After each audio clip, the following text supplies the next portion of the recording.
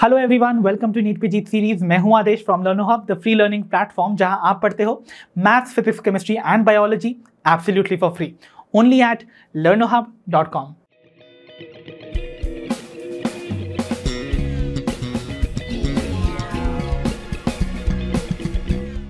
तो बच्चों, हमारा आज का सेशन हमारे chapter principles of inheritance and variation का ही कंटिन्यूएशन सेशन है, जहां पर हम चैप्टर के फर्दर टॉपिक्स को डील करेंगे। So without wasting much time, let's get started.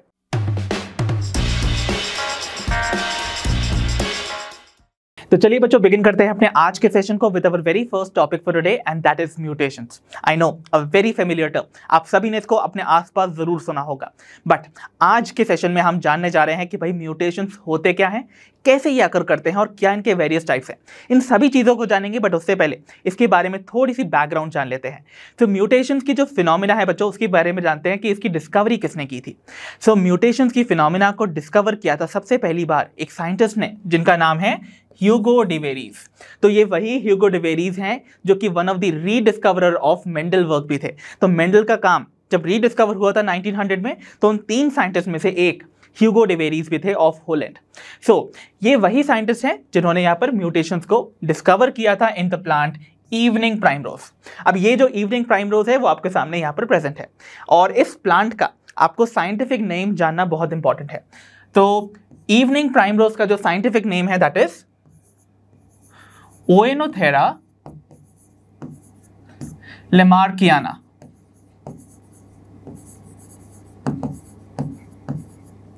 तो ये नाम आपको पता होना चाहिए।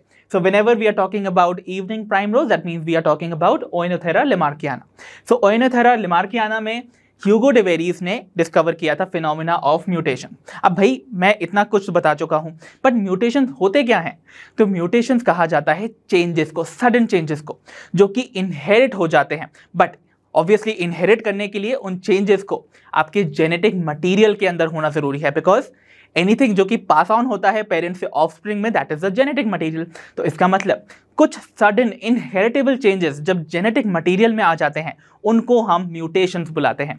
तो what are mutations? They are sudden inheritable changes in the genetic material of an organism. Remember, यहां पर ये जो चेंजेस हैं दे मस्ट बी इनहेरिटेबल। तो इसके बारे में मैं यहां पर मेंशन भी कर देता हूं that the changes must B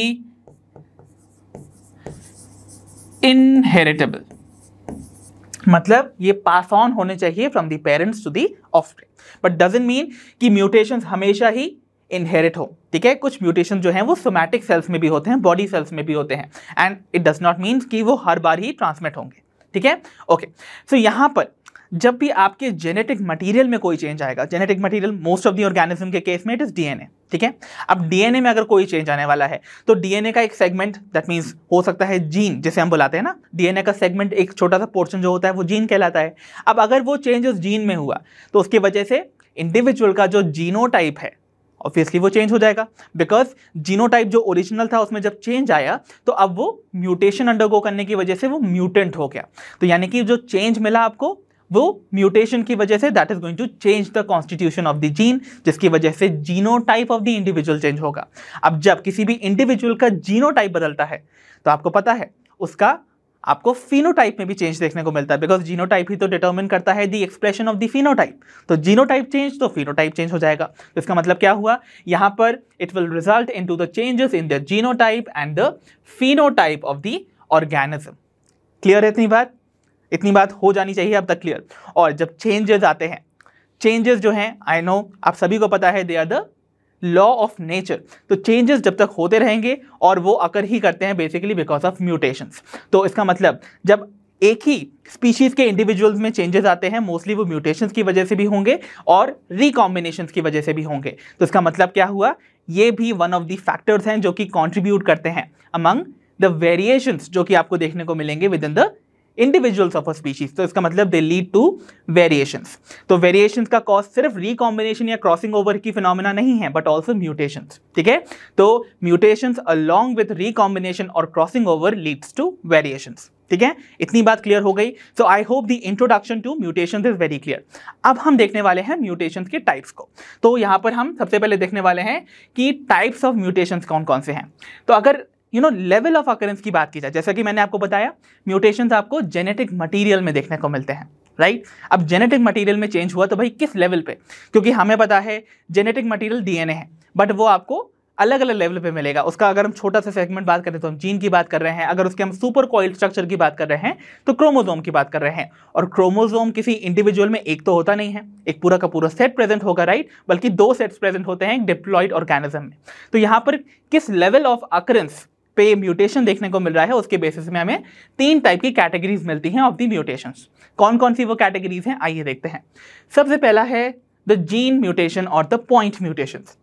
तो देखो यहाँ पर आपको eight the level of gene, यानी कि जीन के विदिन अगर कोई न्यूक्लियोटाइड्स, क्योंकि आपको पता है जीन क्या है, एक डीएनए का सेगमेंट, और डीएनए क्या है, एक पॉलीन्यूक्लियोटाइड, मतलब जब मल्टीपल न्यूक्लियोटाइड्स आपस में रिपीट करते हैं, ज्वाइन करते हैं, they form the DNA, right. अब देखो यहाँ पर आपको ऐसे समझना है, अगर एक जीन यानी कि डीएनए का एक छोटा सा हिस्सा, उसके अंदर जो न्यूक्लियोटाइड्स प्रेजेंट है उसमें अगर कोई चेंज आ जाता है तो वो कॉज करते हैं जिन टाइप की म्यूटेशंस को, उन्हें हम बुलाते हैं जीन म्यूटेशंस या फिर पॉइंट म्यूटेशंस, ठीक है। तो जीन के लेवल पे अगर कोई म्यूटेशन अकर कर रहा है उन्हें हम जीन या फिर पॉइंट म्यूटेशन बुलाएंगे। अगर मान लेते हैं म्यूटेशन क्रोमोसोम के लेवल पे हो रहा है, मतलब क्रोमोसोम पे क्या प्रेजेंट होते हैं आपको पता है, हमने क्रोमोसोमल थ्योरी ऑफ इनहेरिटेंस में पढ़ा था कि क्रोमोसोम्स के ऊपर ही जीन्स लोकेटेड होते हैं ना लीनियर फैशन। तो मान लेते हैं अगर क्रोमोसोम के ऊपर जो जीन्स हैं उनके नंबर में या अरेंजमेंट में कोई चेंज आ जाता है, सडन चेंज, उनको हम बुलाते हैं क्रोमोसोमल म्यूटेशन या फिर क्रोमोसोमल एबरेशंस, क्योंकि aberration is another term for abnormality, ठीक है। तो क्रोमोसोम में जो जीन्स लगे हुए थे, सपोज फॉर एग्जाम्पल यहीं देख लो आप, ये क्रोमोसोम है जिसपे मल्टीपल जीन्स ऐसे लीनियर फैशन में लगे हैं। तो मान लेते हैं ये 7 जीन्स में से अगर ये ENF जीन जो है वो यहाँ से एलिमिनेट हो जाए, वो डिलीट हो जाए, तो इसका मतलब क्या होगा, जो नया क्रोमोसोम देखने को मिलेगा उसके पास सिर्फ 5 जीन होंगे, ABCD&G। तो इसका मतलब क्या हुआ, यहाँ पर क्रोमोसोम के अंदर जीन के नंबर में चेंज हुआ, ओके। तो at the level of chromosome जो जीन प्रेजेंट है उसमें चेंज आया, इसीलिए we call it chromosomal aberrations या म्यूटेशंस। इतनी बात क्लियर हो गई। और तीसरा टाइप का जो कैटेगरी है दैट इज जीनोमिक म्यूटेशन। ये इन्वॉल्व करता है कि एक सेट ऑफ क्रोमोसोम में अगर कोई क्रोमोसोम के नंबर में कोई चेंज आ जाता है इन अ सेट, उसको हम बुलाते हैं जीनोमिक म्यूटेशन। बिकॉज जीनोम क्या है, एक एंटायर सेट ऑफ कि एक हेप्लॉइड सेट ऑफ जो क्रोमोसोम होता है इन एन ऑर्गेनिज्म, उसे हम जीनोम बुलाते हैं। और उसमें एक सेट में फिक्स नंबर ऑफ क्रोमोसोम होते हैं। फॉर एग्जांपल हम ह्यूमन बींग्स की अगर बात करते हैं, ह्यूमन बींग्स में हेप्लॉइड कंडीशन में टोटल कितने नंबर ऑफ क्रोमोसोम होते हैं, 23। तो वो 23 जो डिफरेंट क्रोमोसोम्स है ना, दे फॉर्म वन सेट, उसको हम एक जीनोम बुलाएंगे। सिमिलरली पी प्लांट में हमने देखा था, पी प्लांट में डिप्लॉइड कंडीशन में 14 क्रोमोसोम्स थे, बट अगर हम बात करें हेप्लॉइड कंडीशन की तो 7 क्रोमोसोम्स होंगे।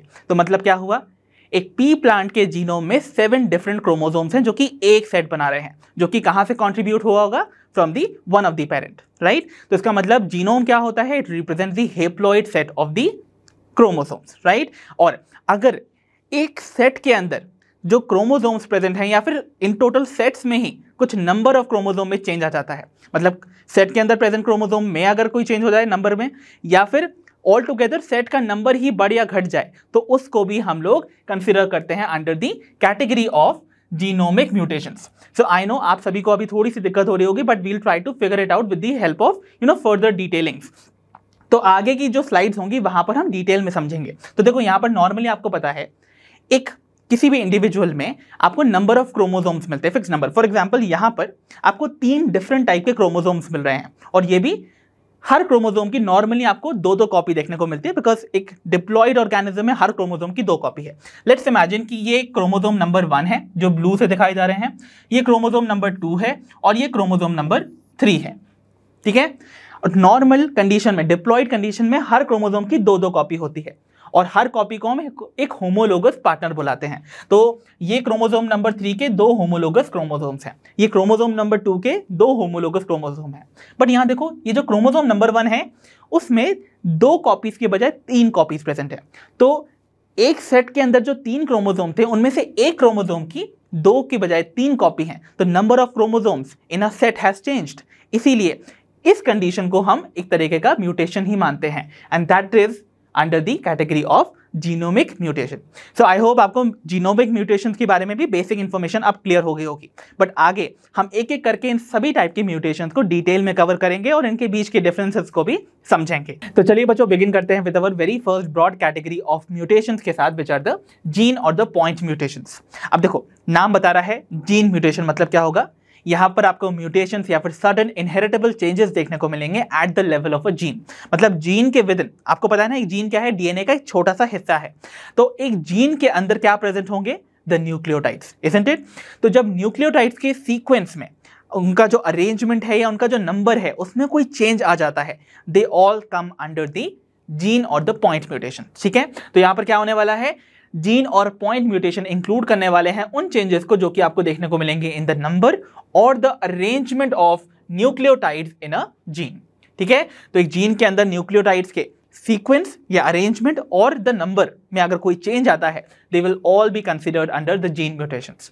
अब जीन म्यूटेशंस को भी अगेन हम फर्दर क्लासिफाई कर सकते हैं into two broad categories. One is the frame shift mutation and the other is called the base pair substitution mutation. ठीक है, और ये जो बेस पेयर सब्स्टिट्यूशन म्यूटेशन है, इनको भी फर्दर हम दो ब्रॉड कैटेगरीज में अगेन डिवाइड कर सकते हैं। One is the transition and the other is ट्रांसवर्शन।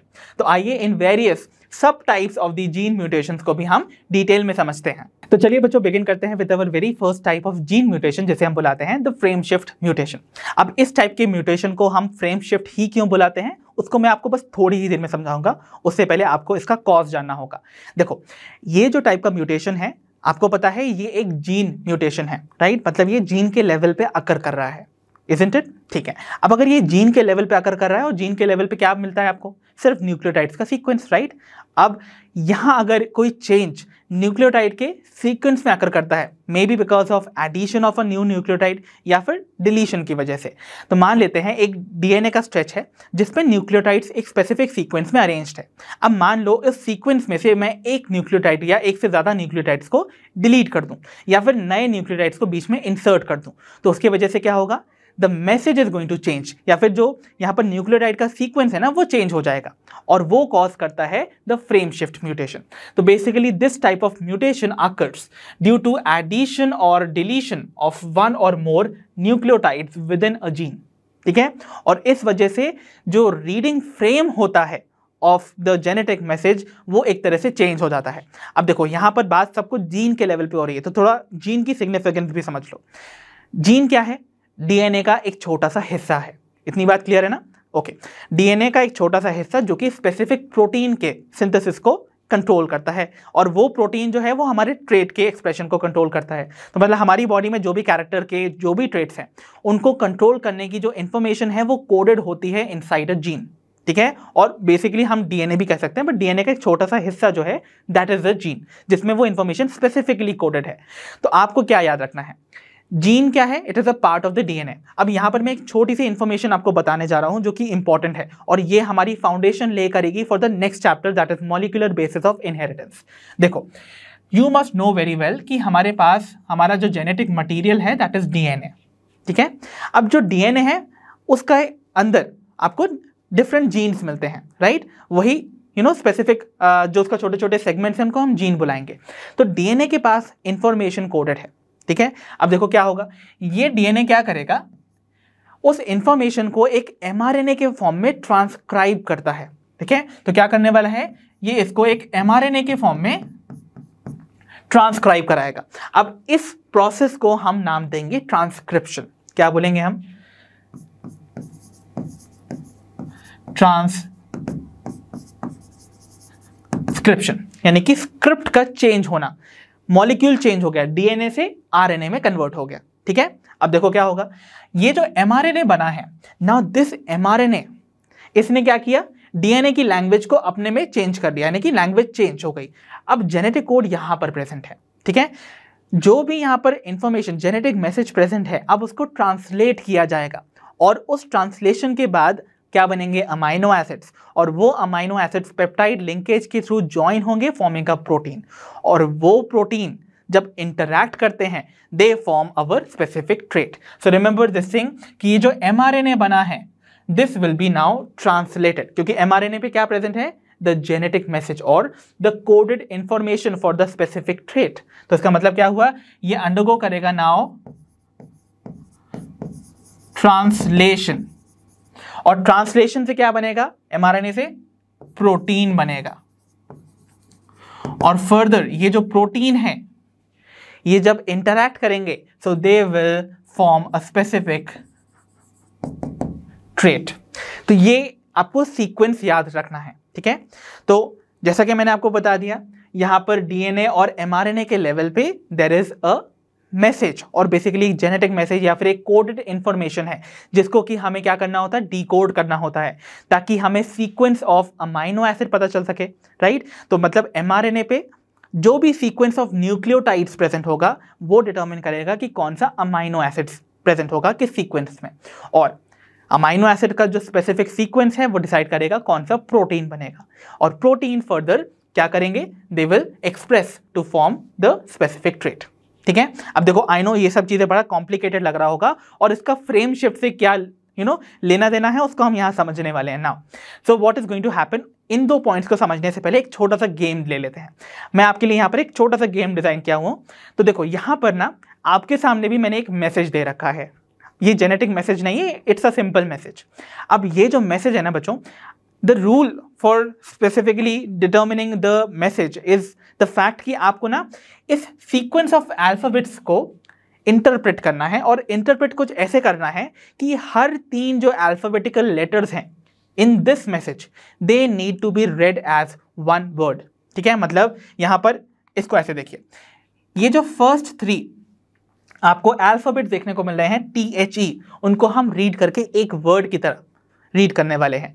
So this forms the word the, then उसके बाद जो नेक्स्ट 3 अल्फाबेट्स हैं they will form the word fat, then उसके बाद next 3 alphabets form the cat, then next 3 8, next 3 the, और नेक्स्ट 3 यहां पर है द रैट। मतलब हमारा जो मैसेज है वो हमें कैसे मिल गया, देखो the message is the fat cat ate the rat. Clear है, ये हमारा मैसेज है जिसको कि हमने डिकोड किया है by studying 3 alphabets once at a time, ठीक है, एक बार में पढ़ने पर। ऐसी ही कुछ इंफॉर्मेशन एमआरएनए में भी सिचुएटेड होती है, जहां पर हर 3 न्यूक्लियोटाइड्स को हम रीड करते हैं और उनके एक्सप्रेशन से बनता है एक अमाइनो एसिड, ठीक है। तो देखो यहां इस एनालॉजी को समझो कि देखो हर 3 लेटर्स यहां पर फॉर्म कर रहे हैं एक वर्ड, और एमआरएनए के लेवल पे हर 3 न्यूक्लियोटाइड फॉर्म करते हैं एक अमाइनो एसिड, ठीक है। और एक और एनालॉजी से समझो, हर डिफरेंट वर्ड जो फॉर्म हो रहा है, the fat cat ate the rat, ये जो डिफरेंट वर्ड्स है ना, हर वर्ड के ज्वाइनिंग से क्या बन रहा है, एक सेंटेंस बन रहा है। सिमिलरली हर अमाइनो एसिड के ज्वाइनिंग से एक प्रोटीन बनता है, ठीक है, और वो प्रोटीन डिटरमिन करता है the expression of the trait. इतनी बात क्लियर हो गई।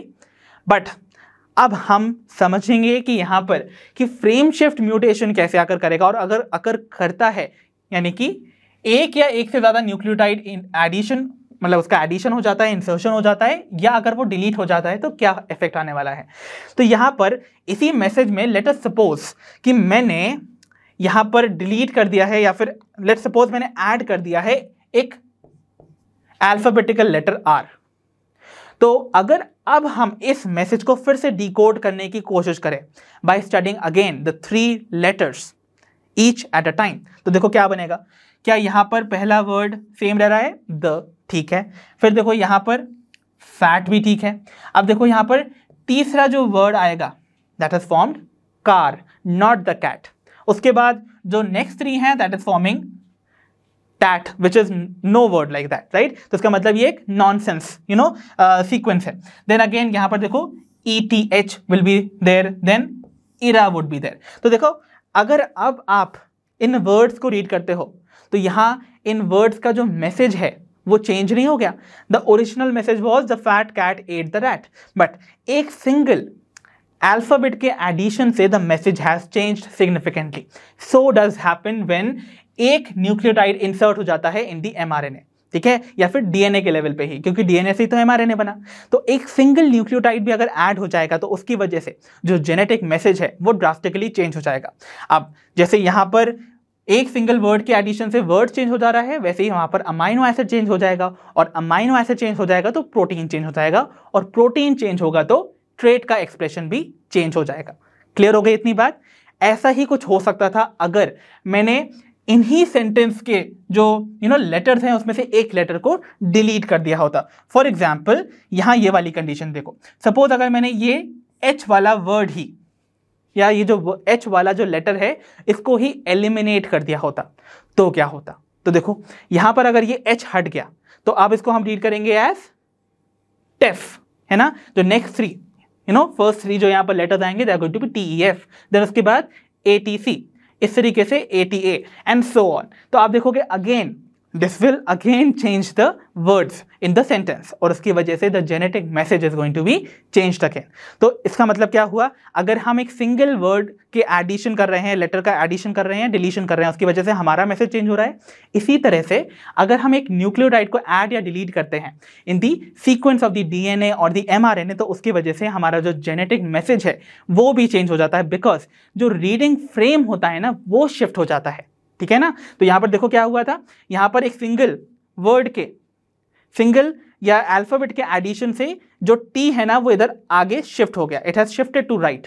सिमिलरली ए जो है वो अगेन राइट शिफ्ट हो गया, टी जो है वो यहां पर राइट शिफ्ट हो गया। सिमिलरली अगर यहां पर जो एच था उसका रिमूवल हो जाता तो आप देखते हैं यहां पर ई जो है वो यहां आ जाता, राइट, एफ जो है वो इधर शिफ्ट हो जाता। तो एवरी टाइम यहां पर जब भी कोई न्यूक्लियोटाइड ऐड होगा या डिलीट होगा उसकी वजह से जो रीडिंग फ्रेम है ऑफ द जेनेटिक मैसेज वो चेंज हो जाता है।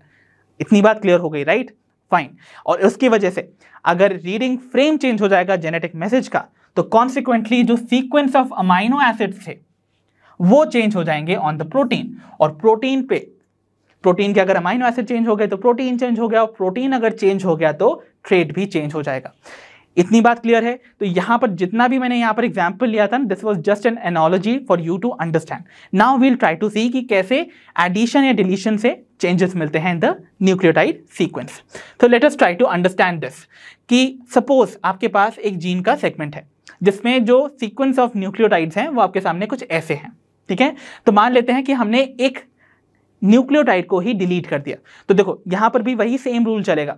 यहां पर आपको वेरियस न्यूक्लियोटाइड दिखाई दे रहे हैं, दैट इज यहां पर आपको साइटोसिन, थाइमिन, एडेनिन, है ना, और ग्वानिन का सीक्वेंस मिल रहा है अलग अलग वे में। तो आपको पता है हर 3 जो न्यूक्लियोटाइड्स हैं they will code for 1 amino acid. तो जो ये अमाइनो एसिड कोड कर रहा है दैट इज ल्यूसीन। सिमिलरली जो नेक्स्ट 3 न्यूक्लियोटाइड्स हैं they code for the amino acid arginine. Similarly जो नेक्स्ट 3 हैं दे कोड फॉर हिस्टिडीन।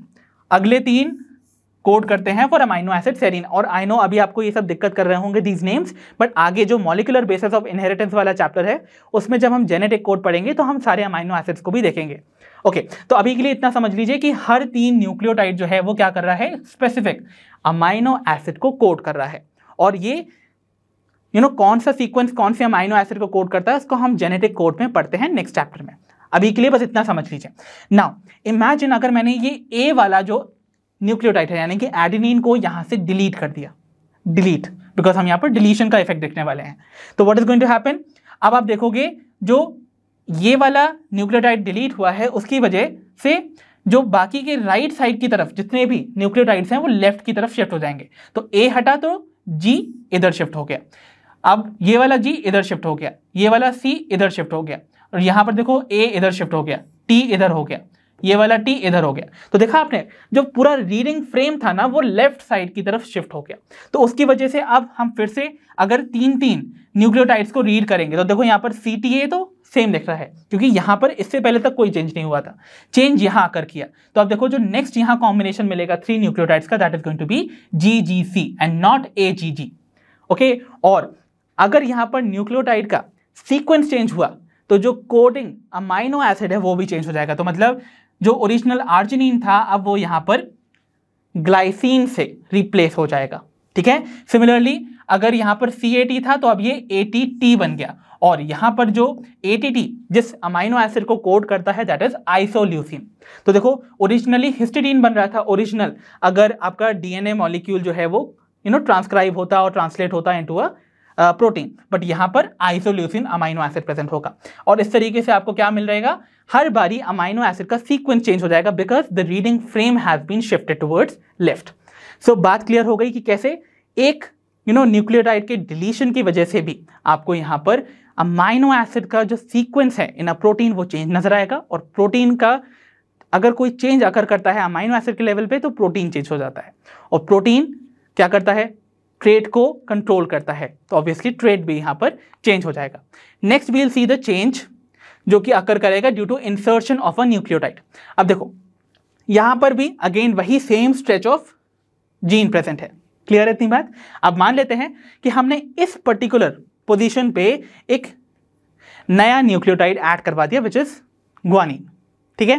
तो what is going to happen, see अब यहां पर ग्वानिन के एडिशन की वजह से what is going to happen, ये जो ए वाला न्यूक्लियोटाइड था वो यहां पर राइट शिफ्ट कर गया, ठीक है, दैट इज एडेनिन यहां राइट शिफ्ट कर गया, जी यहां पर राइट शिफ्ट कर गया, जो जी है ये वाला ये यहां शिफ्ट कर गया, सी यहां पर। तो इसका मतलब क्या हो रहा है, देखो एवरी टाइम जो रीडिंग सीक्वेंस है या रीडिंग फ्रेम है वो राइट की तरफ शिफ्ट हो गया, और जो सीक्वेंस है वो कैसे चेंज हुआ, देखो CTA में तो कोई चेंज नहीं आया क्योंकि इससे पहले तक कोई चेंज हुआ नहीं था, बट यहां देखो सिंस ए की जगह पर जी एंटर कर गया है, बीच में इंसर्ट कर दिया गया है, तो अब देखो AG राइट शिफ्ट हो गया तो GAG बन गया, जो कि ओरिजिनली AGG हुआ करता था, और AGG कोड करता था for arginine but GAG code करेगा फॉर ग्लूटामिन, ठीक है। इस तरीके से आपको क्या मिलेगा, हर बारी राइट शिफ्टिंग की वजह से of the frame the nucleotide का जो 3-3 का सीक्वेंस था वो चेंज हो रहा है, जिसकी वजह से अमाइनो एसिड्स का यहाँ पर सीक्वेंस चेंज हो जाएगा। देखो यहाँ पर सेरीन था तो ये फिनाइल एलानिन में कन्वर्ट हो जाएगा, यहाँ पर अगर एस्पार्टिक एसिड था तो ये आर्जिनिन में कन्वर्ट हो जाएगा एंड सो ऑन। इस वजह से आपने देखा कि एक सिंगल अगर आपने न्यूक्लियोटाइड को इंसर्ट करवाया तो उसकी वजह से कैसे यहाँ पर entire amino acid sequence change होगा, प्रोटीन चेंज होगा और ट्रेट चेंज हो जाएगा। So I hope now you might have understood very well कि भाई इसको फ्रेम शिफ्ट म्यूटेशन क्यों कहते हैं, क्योंकि यहाँ पर एडिशन और deletion of a single nucleotide changes the reading frame of the genetic message. So इतनी बात क्लियर हो गई कि कैसे फ्रेम शिफ्ट म्यूटेशन वर्क करता है। तो चलिए बच्चों बढ़ते हैं towards the next type of gene mutation, जैसे हम बुलाते हैं द बेस पेयर सब्स्टिट्यूशंस। अब देखो बेस पेयर सब्स्टिट्यूशन नाम बता रहा है कि यहाँ पर आपको सब्स्टिट्यूशन या फिर रिप्लेसमेंट देखने को मिलने वाला है of one nitrogenous base by the other. अब नाइट्रोजनस बेसिस आई होप आपको थोड़ी बहुत इंफॉर्मेशन याद होगी, हमने बायोमोलिक्यूल्स वाले चैप्टर में क्लास 11 के ऑलरेडी पढ़ा है, नहीं याद है तो प्लेलिस्ट में जाओ वहां पर चेक कर लो, बट थोड़ी बहुत इंफॉर्मेशन तो मैं आपको बता ही दूंगा जिससे कि आपको ये कॉन्सेप्ट समझ आ जाए। तो देखो यू नो वेरी वेल कि एक DNA के अंदर आपको न्यूक्लियोटाइड्स मिलते हैं रिपीटेड फॉर्म में, और न्यूक्लियोटाइड्स के 3 कंपोनेंट्स होते हैं, एक पेंटोज शुगर होती है, एक फॉस्फेट ग्रुप होता है और एक नाइट्रोजनस बेस होता है। अब जो नाइट्रोजनस बेसेस हैं उनको ना हम 2 ब्रॉड कैटेगरीज में डिवाइड करते हैं। सो कौन कौन सी हैं वो 2 ब्रॉड कैटेगरीज, उनको मैं शॉर्टली लिखूंगा। One category is called the purines and the other ones are called pyrimidines, ठीक है। सो प्यूरिन्स और पायरिमिडीन्स 2 ब्रॉड कैटेगरीज हैं। अब जो प्यूरिन्स होती हैं वो 2 टाइप के नाइट्रोजनस बेसेस को कॉन्स्टिट्यूट करती हैं, one is adenine and the other one is guanine. और जो पायरिमिडीन्स हैं they are again of 2 types, one is cytosine and the other is thymine. और अगर हम RNA की बात करते हैं तो वहां पर आपको थायमिन नहीं मिलेगा, वहां पर आपको यूरोसिल मिलेगा, ठीक है, ये याद रखना है। Okay, so what happens is, मान लेते हैं कि एक आपके पास जीन का सेगमेंट है जो कि एक सिंगल स्ट्रैंड दिखा रहा हूं मैं यहाँ पर, ठीक है। तो एक सिंगल स्ट्रैंड में आपको यहां पर इस तरीके से नंबर ऑफ न्यूक्लियोटाइड्स अरेंज नजर आ रहे हैं, जिसमें जो पहला न्यूक्लियोटाइड है उसमें थाइमिन प्रेजेंट है, सेकंड वाले न्यूक्लियोटाइड पे एडेनिन नाइट्रोजनस बेस प्रेजेंट है, थर्ड पे एडेनिन है, फोर्थ पे साइटोसिन है एंड फिफ्थ पे थाइमिन है। और हमारा जो इंटरेस्टेड पोजीशन है वो ये वाली है, that is the 5th nucleotide position. तो 5th न्यूक्लियोटाइड पे आपको यहां पर थाइमिन मिल रहा है, और थाइमिन क्या है, एक पायरिमिडीन है, ठीक है। अब मान लेते हैं अगर ये जो थाइमिन है ये रिप्लेस हो जाता है bye its own type of partner, मतलब थायमीन रिप्लेस हो रहा है बाय साइटोसिन, मतलब एक और पायरिमिडीन से। तो देखो थायमीन बीइंग अ पायरिमिडीन अगर रिप्लेस हो जाता है by cytosine which is another pyrimidine, तो इस टाइप के सब्स्टिट्यूशन का या रिप्लेसमेंट को हम बुलाते हैं ट्रांजिशन। क्या बुलाते हैं हम? ट्रांजिशन। तो देखो यहां पर जो 5th नंबर पे पोजीशन थी ये वो 5th नंबर है, और 5th नंबर पे जो थायमीन है it is being replaced by cytosine, और साइटोसिन भी पायरिमिडीन ही था, इसीलिए इसको हमने क्या नाम दिया? ट्रांजिशन। क्लियर हो गया? ओके। और ऐसा ही हो सकता था अगर एडेनिन को ग्वानिन रिप्लेस कर लेता या फिर ग्वानिन को एडेनिन। तो जब भी सेम टाइप के नाइट्रोजनस बेस पेयर्स एक दूसरे को रिप्लेस कर लेते हैं, सब्स्टिट्यूट कर लेते हैं, उसको हम बुलाते हैं ट्रांजिशन। बट अगर किसी न्यूक्लियोटाइड का, लेट्स सपोज एक पायरिमिडीन का जो सब्स्टिट्यूशन है वो एक प्यूरीन कर ले, तो उसको हम नाम देते हैं एज ट्रांसवर्जन। क्या बुलाते हैं हम? ट्रांसवर्जन। तो अगर आपको इस लेवल पे चेंज मिले, यानी कि purine gets replaced by pyrimidine या फिर pyrimidine gets replaced by the purine, तो वी कॉल इट ट्रांसवर्जन। तो देखो यहां पर क्या हो रहा है, यहां पर 5th जो न्यूक्लियोटाइड था उसमें थायमीन प्रेजेंट था, बट यहां पर अगर आप देखोगे ये 5th पोजीशन पे आपको थायमीन रिप्लेस नजर आ रहा है बाय एडेनिन, और एडेनिन क्या था? Adenine is a purine. तो यहां पर रिप्लेसमेंट हुआ है of the pyrimidine by a purine and we call it transversion. तो देखो यहां पर ट्रांजिशन में क्या होने वाला है? ट्रांजिशन में याद रखिएगा 2 कंडीशंस आकर करेंगी। प्यूरीन का रिप्लेसमेंट होगा बाय ओनली प्यूरीन, और पायरिमिडीन का रिप्लेसमेंट होगा by another pyrimidine. But transversion में क्या होगा? देखो ट्रांसवर्जन में purine will get replaced by pyrimidine. ये इंफॉर्मेशन आपको याद रखनी है, और इन्हीं को हम बुलाते हैं द बेस पेयर सब्स्टिट्यूशंस। तो इसका मतलब यहां पर रिप्लेसमेंट होने वाला है या फिर सब्स्टिट्यूशन होने वाला है ऑफ द नाइट्रोजनस बेसिस। तो क्या होने वाला है यहां पर?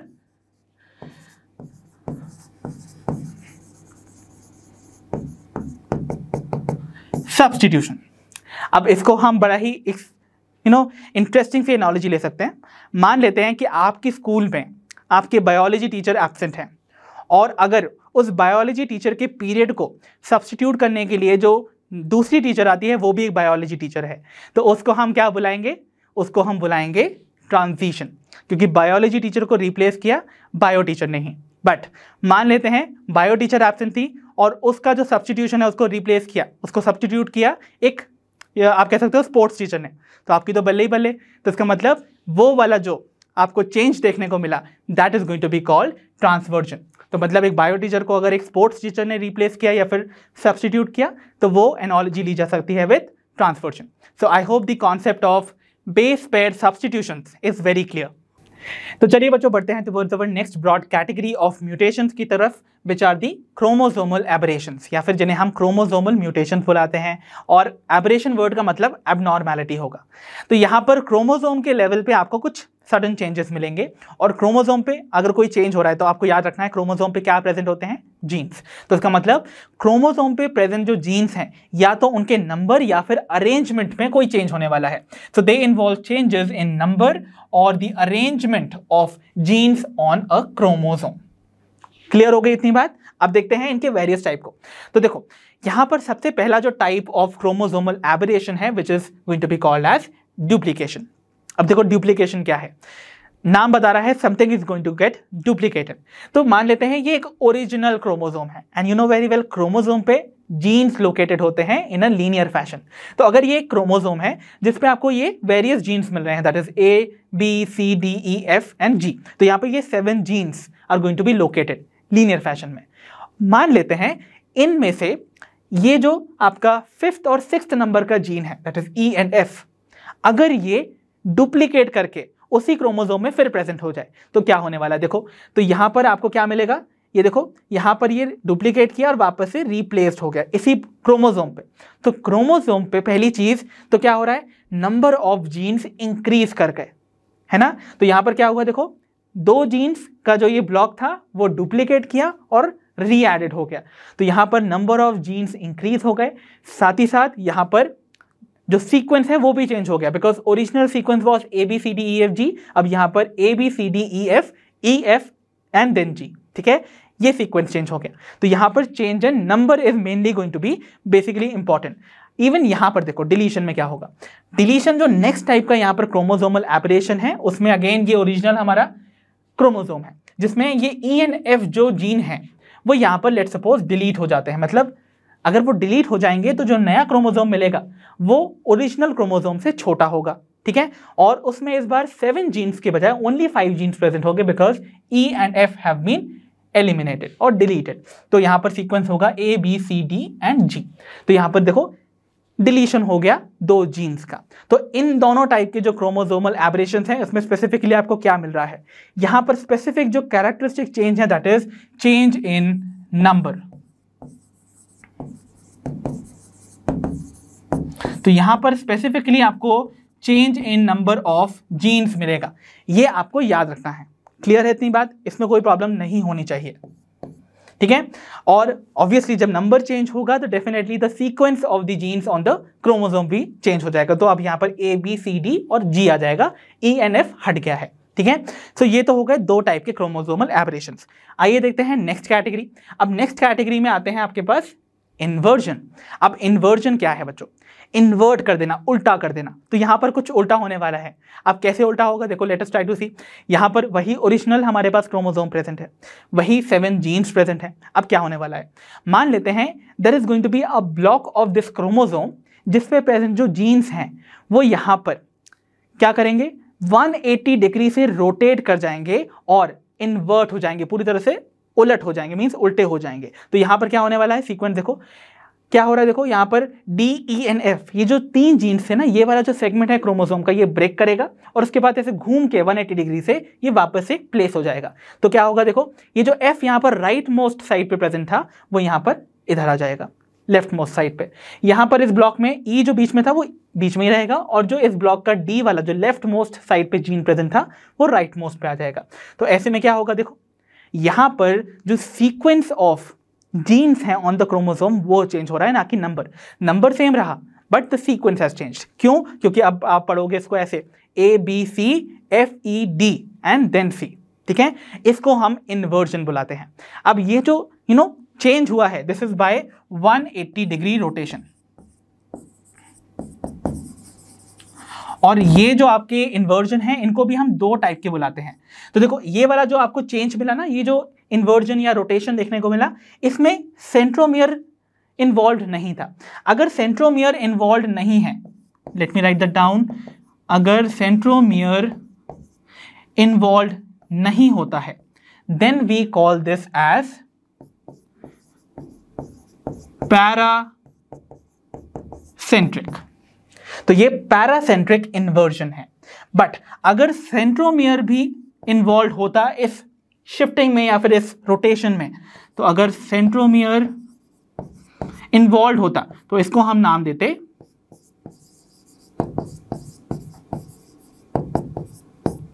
पेरीसेंट्रिक, ठीक है। क्लियर हो गई इतनी बात। तो यहां पर 2 टाइप के इन्वर्जन है, पेरीसेंट्रिक इन्वर्जन जिसमें सेंट्रोमियर भी यहां पर पूरी तरह से, मतलब एक ऐसा ब्लॉक इन्वर्ट होता जिसमें कि सेंट्रोमियर भी इन्वॉल्व होता। फॉर एग्जांपल हो सकता था कि BCN जो यहाँ पर देखो BCND होता वो यहाँ पर इन्वर्ट कर जाता है बाय 180 डिग्री, तो सेंट्रोमियर भी यहाँ पर इन्वॉल्व होता, तो उसको हम देते नाम पेरीसेंट्रिक। बट ये वाला एग्जांपल में आपने देखा सेंट्रोमियर इन्वॉल्व नहीं है इन दी रोटेशन, इसीलिए we call it the paracentric one. Fine, okay. So I think ये 3 क्लियर हो गए। यहाँ पर क्या हुआ है, नंबर चेंज नहीं हुआ है, but arrangement of genes on the chromosome has changed. यहाँ देखते हैं नेक्स्ट वाली कैटेगरी को विच इज कॉल्ड ट्रांसलोकेशन। अब ट्रांसलोकेशन में एक क्रोमोसोम का इन्वॉल्वमेंट नहीं है, यहाँ पर 2 नॉन होमोलोगस क्रोमोसोम चाहिए, 2 डिफरेंट क्रोमोसोम्स, ठीक है। तो लेट अस इमेजिन कि ये क्रोमोसोम नंबर 1 है और ये क्रोमोसोम नंबर 2 है। तो यहां क्या होने वाला है, यहां पर 2 क्रोमोसोम्स के बीच में क्रोमोसोमल सेगमेंट्स का which are containing the genes उनका एक्सचेंज होने वाला है।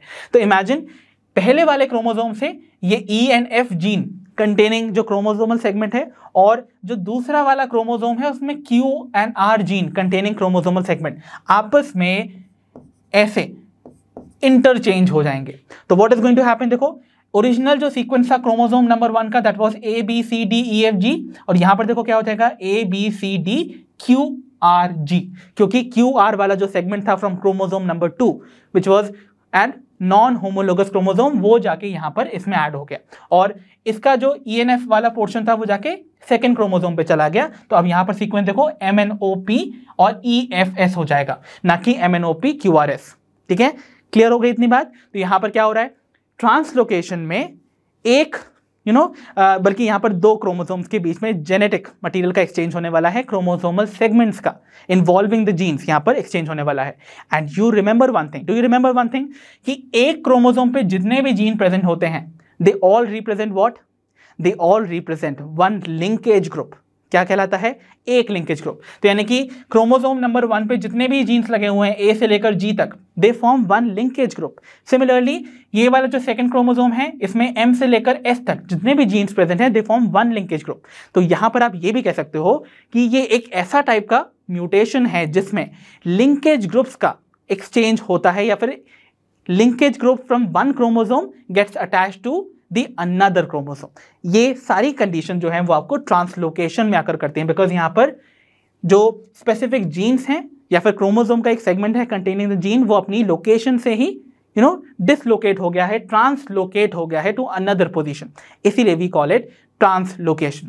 क्लियर हो गई बात। So I hope the various types of chromosomal aberrations और the chromosomal mutations are very clear to all of you. तो आइए बच्चों बढ़ते हैं towards our next broad category of mutations की ओर, which are the genomic mutations.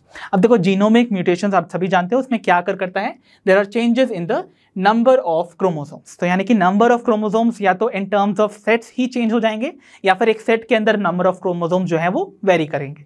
सो इनको हम डिटेल में समझेंगे, उससे पहले एक इंफॉर्मेशन और जान लीजिए, ये दो टाइप के होते हैं, one is called euploidy and the other is called aneuploidy. ठीक है, अब देखो इनको समझने से पहले वील टेक अ रेफरेंस। यहां पर मैंने रेफरेंस के तौर पे आपको 3 डिफरेंट क्रोमोसोम दिखाए हुए हैं, दिख रहा है ना आपको, एक ब्लू कलर का क्रोमोसोम है जिसपे ये वेरियस जीन्स लोकेटेड है, यहां पर भी आपको दूसरा ये क्रोमोसोम देखने को मिल रहा है रेड कलर का, तो इनको हम नंबर कर देते हैं।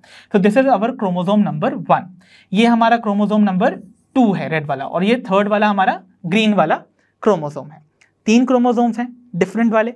ओके, जब डिफरेंट क्रोमोसोम्स होते हैं उन्हें हम क्या बुलाते हैं, नॉन होमोलोगस। ठीक है, तो ये क्रोमोसोम नंबर 1, 2, 3 अलग अलग हैं। ठीक है, इनका साइज, शेप और जो पोजीशन ऑफ सेंट्रोमियर है, they are all different from one another, और that is why they are called non homologous. ठीक है, क्लियर हो गई इतनी बात। बट अगर हम देखें, आपको दिख रहा होगा हर क्रोमोसोम की आपको यहां पर 2-2 कॉपी देखने को मिल रही है। मतलब ये ब्लू वाले क्रोमोसोम की आपको 2 कॉपीज मिल रही हैं, रेड वाले क्रोमोसोम की भी 2 कॉपीज हैं, ये ग्रीन वाले क्रोमोसोम की भी 2 कॉपीज हैं। मतलब अगर हर डिफरेंट टाइप के क्रोमोसोम की, यानी कि हर नॉन होमोलोगस क्रोमोसोम की 2-2 कॉपी प्रेजेंट है, इसी कंडीशन को हम डिप्लॉइड कंडीशन बुलाते हैं। क्या बुलाते हैं, diploid condition, because di word हमेशा आता है फॉर 2। तो यहां पर आपको 2 कॉपीज मिल रही हैं ऑफ ईच क्रोमोसोम, और हर जो कॉपी है हर क्रोमोसोम की, देखो अगर क्रोमोसोम नंबर 1 की बात की जाए तो क्रोमोसोम नंबर 1 की ये जो 2 कॉपीज हैं इन्हें हम बुलाते हैं होमोलोगस पेयर और दी होमोलोगस क्रोमोसोम, जिनमें से एक क्रोमोसोम मदर कंट्रीब्यूट करती है और एक फादर। सिमिलरली आपको सेकंड क्रोमोसोम में भी यही कंडीशन मिलेगी। ठीक है, ओके। अब इतनी बात आपने समझ ली है, तो इसका मतलब आपने देखा कि 3 डिफरेंट क्रोमोसोम्स, हर क्रोमोसोम की 2-2 कॉपी। इस कंडीशन को हम डिप्लॉइड कंडीशन बुलाते हैं, जिसे हम रिप्रेजेंट करते हैं एज 2n, क्योंकि हर क्रोमोसोम की 2 कॉपीज है।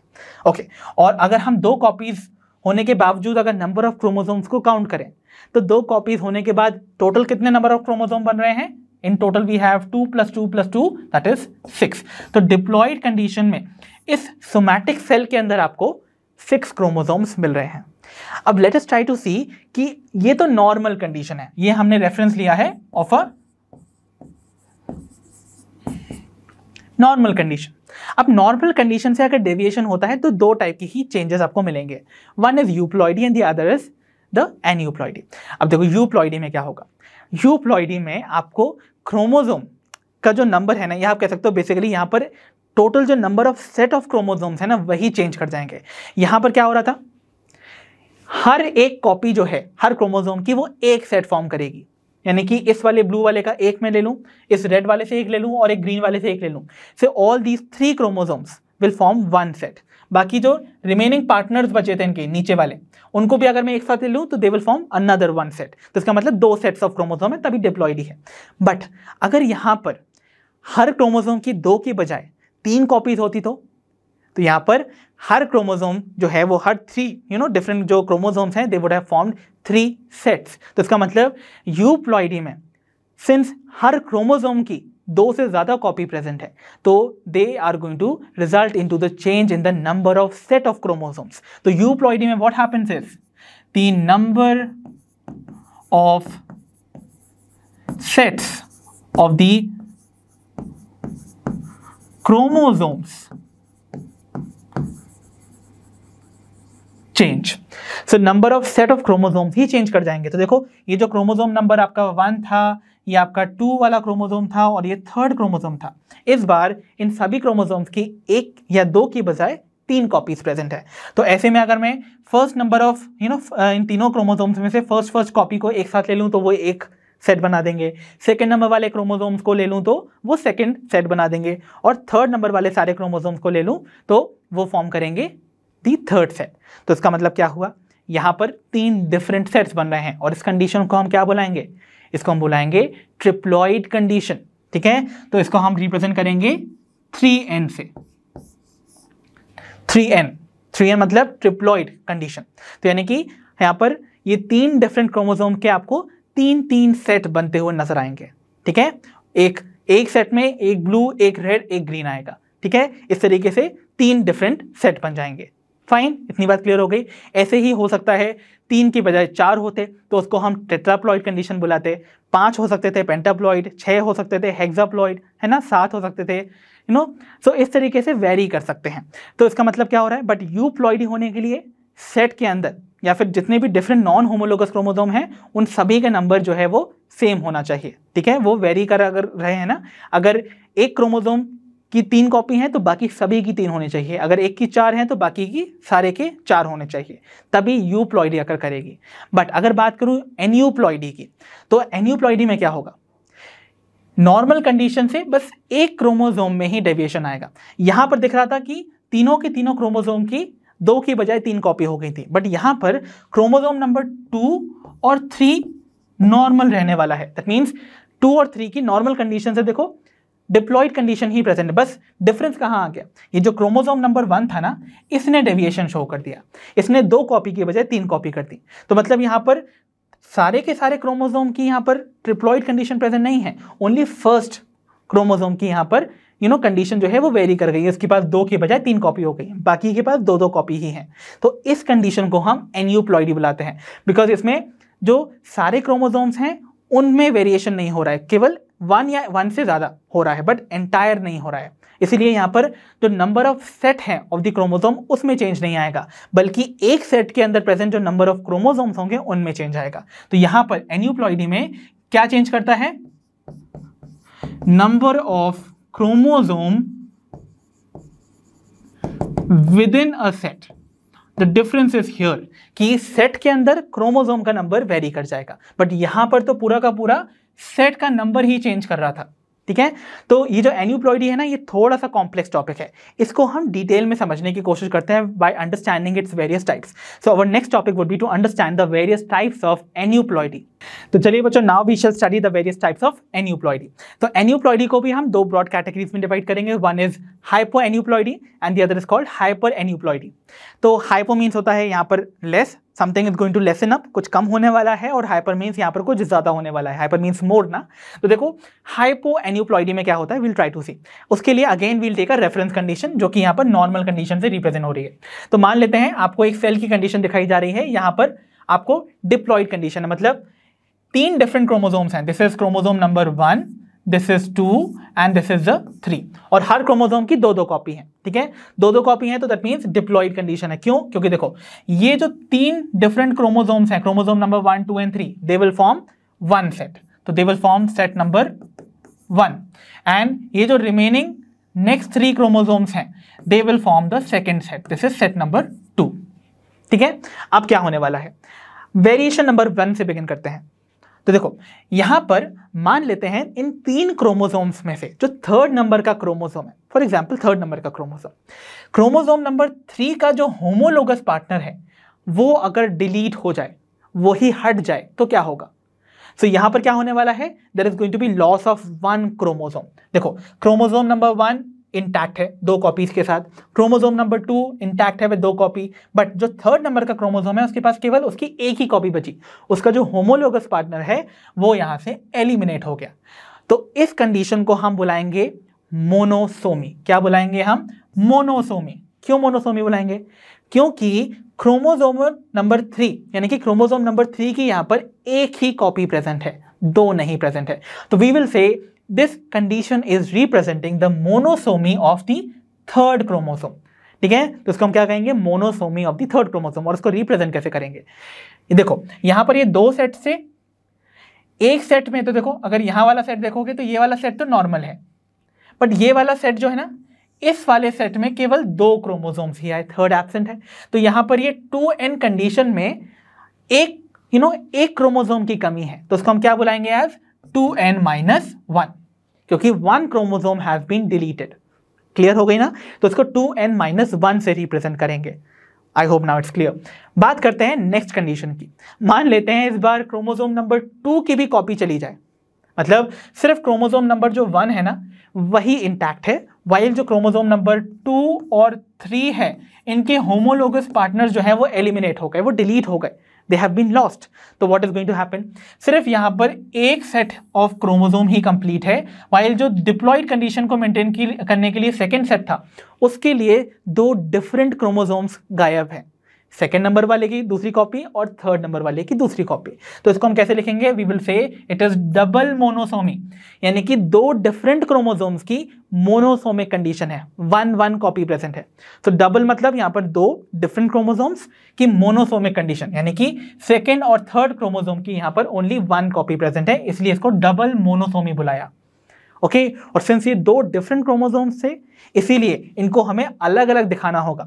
तो यानी कि डिप्लॉयड कंडीशन को कंप्लीट करने के लिए यहां पर कैसे डेविएशन मिल रहा है, यहां पर एक आपको 2nd नंबर के क्रोमोसोम की कमी नजर आ रही है और एक 3rd नंबर की। तो अगर 2 डिफरेंट क्रोमोसोम्स, अलग अलग क्रोमोसोम्स यहां पर कम पड़ रहे हैं in forming the second set, तो इसको हम अलग अलग नंबर से रिप्रेजेंट करेंगे, यानी कि -1 से, 2nd नंबर का -1 और 3rd नंबर का -1। ठीक है, बट मान लेते हैं कि यहां पर 1st क्रोमोसोम की सेम जो 2 कॉपीज हैं वो प्रेजेंट थी, इंटैक्ट है, 2nd भी यहां पर इंटैक्ट है, बट जो 3rd नंबर का क्रोमोसोम था नॉर्मल कंडीशन से वो पूरी तरह से गायब है, मतलब उसकी दोनों ही कॉपीज एब्सेंट है। तो क्या होगा, डिप्लॉयड कंडीशन बनाने के लिए जो 3rd नंबर ऑफ क्रोमोसोम था वो दोनों ही सेट से गायब है, तो क्या होने वाला है, इसको हम कहेंगे नलीसोमी, मतलब 3rd क्रोमोसोम की यहां पर एक भी कॉपी प्रेजेंट नहीं है, इट इज नलीसोमी। ठीक है, विदाउट और एम्प्टी कंडीशन। ठीक है, तो यानी कि इसको हम नलीसोमी से बुलाएंगे और इसको रिप्रेजेंट करेंगे एज 2n-2, यानी कि दोनों सेट में से एक एक क्रोमोसोम, बल्कि दोनों ही क्रोमोसोम जो है वो होमोलोगस पार्टनर थे, उनको एक ही जैसा कंसीडर किया जाना चाहिए, इसीलिए उनको 2 से रिप्रेजेंट करेंगे। तो अगर सेम क्रोमोसोम्स गायब हो गए तो उसको हम एक ही नंबर से रिप्रेजेंट कर देंगे, बट अगर 2 डिफरेंट क्रोमोसोम्स गायब हुए तो उनको हम अलग अलग रिप्रेजेंट करेंगे। I hope now it is clear. तो हाइपोएन्यूप्लॉइडी में क्या होने वाला है, the loss of chromosome from a set. अब हाइपर में क्या होने वाला है, देखो हाइपर एन्यूप्लॉइडी में there is going to be addition of chromosome in the set. तो यानी कि यहां पर एडिशन ऑफ क्रोमोसोम होने वाला है in the set. How, let us सी।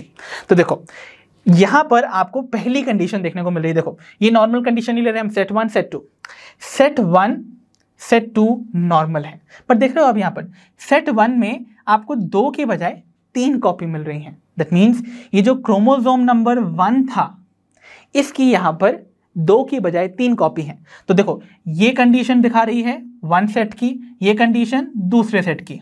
ठीक है।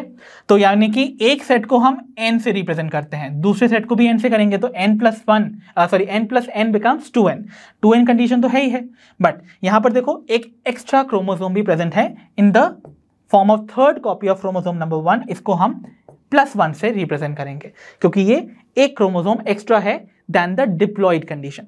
क्लियर। देन अगर हम बात करें डबल ट्राइसोमी की तो देखो क्या होगा, यहां पर क्रोमोसोम नंबर 1 और 2 की यहां पर 2 की बजाय 3 कॉपी प्रेजेंट है। थर्ड वाला जो क्रोमोसोम है इट इज नॉर्मल, देखो यहां पर एक सेट बन रहा, दूसरा सेट बन रहा है, तो यानी कि n + n 2n कंडीशन तो है ही है, बट देखो यहां पर क्रोमोसोम 1 की एक कॉपी एक्स्ट्रा है और सेकेंड की भी कॉपी एक्स्ट्रा है, तो 1 की एक्स्ट्रा कॉपी के लिए +1 और सेकेंड की एक्स्ट्रा कॉपी के लिए भी +1 लगाया जाएगा।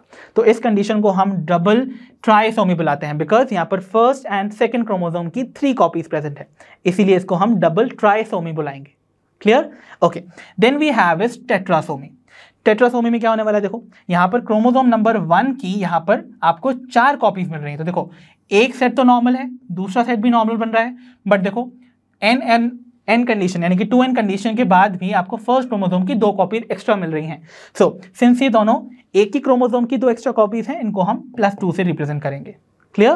तो ये 2n + 2 बन गया, दैट इज टेट्रासोमी। वाइल पेंटासोमी में क्या होने वाला है, अगेन एक क्रोमोसोम की यानी कि लेट्स से क्रोमोसोम नंबर 1 की 5 कॉपीज प्रेजेंट है, तो अगेन यहाँ पर डिप्लॉयड कंडीशन के बाद 3 एक्स्ट्रा क्रोमोसोम्स प्रेजेंट हैं of the copy of chromosome 1, तो इसका मतलब इसको हम पेंटासोमी बुलाएंगे। That means it represent the pentasomy of the first chromosome, और इसको 2n + 3 से रिप्रेजेंट करेंगे। Clear. So I hope now the various types of the aneuploidic conditions आपको अच्छे से समझ आ गई होंगी। तो आई होप हाइपो एन्यूप्लॉइडी और हाइपर एन्यूप्लॉइडी क्या होता है वो समझ आया होगा, और ये वेरियस जो कंडीशंस हैं वो आपको समझ आ गई होंगी। तो बच्चों अब हम डिस्कस करने वाले हैं म्यूटेशंस के बारे में, एक और क्लासिफिकेशन को जो कि बताता है कि म्यूटेशन अकर कैसे करते हैं। ठीक है, तो ये वाले जो म्यूटेशन की कैटेगरीज हैं उनको हम ऐसे क्लासीफाई करते हैं एज स्पॉन्टेनियस म्यूटेशंस, या फिर the other one is called the induced mutations. So देखो स्पॉन्टेनियस वर्ड का मतलब होता है जो अपने आप अकर करे, तो ऐसे म्यूटेशन जो कि नेचुरल एनवायरनमेंट में अपने आप अगर कर जाए without any exposure to any such chemical और फिजिकल रेडिएशन, तो फिर इस टाइप के म्यूटेशन को हम बुलाएंगे the spontaneous mutation because they arise under natural environment.